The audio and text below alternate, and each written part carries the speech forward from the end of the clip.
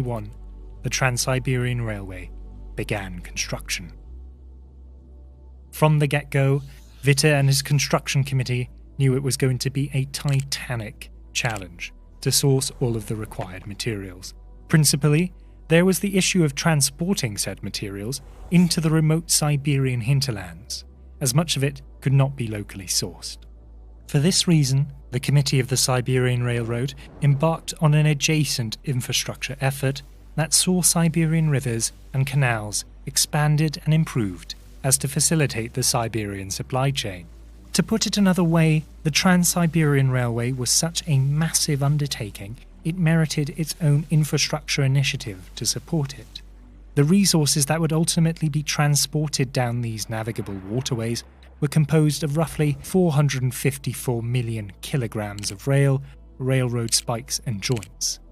Initially, Witte imagined that a large share of the required materials would be produced domestically in Siberia, but when this failed to pan out, production was instead shifted to European Russia, the United Kingdom, and Poland.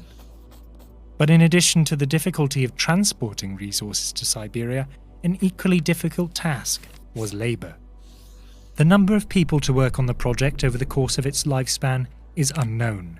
However, archival material and expected workforce requirements penned by the Trans-Siberian Railway Committee put the active working population between 57 to 80,000 workers. This is comparable to, if not greater than, the Panama Canal's peak workforce of 60,000. Some historians, such as Christian Vollmar, have contended that the workforce rose as high as 200,000 workers at peak construction. However, I cannot confirm if this is the case, as his work did not cite a source. Needless to say, the manpower required was immense, and most of the labour had to be imported from European Russia and some even from China.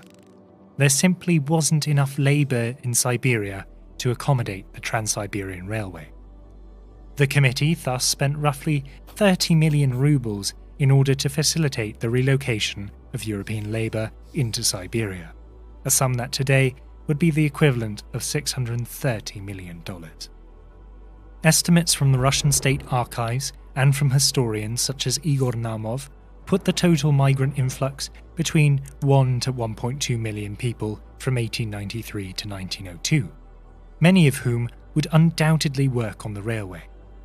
Convict labour also featured prominently, with the average number of convicts on each section of the line numbering around 5,000. They were joined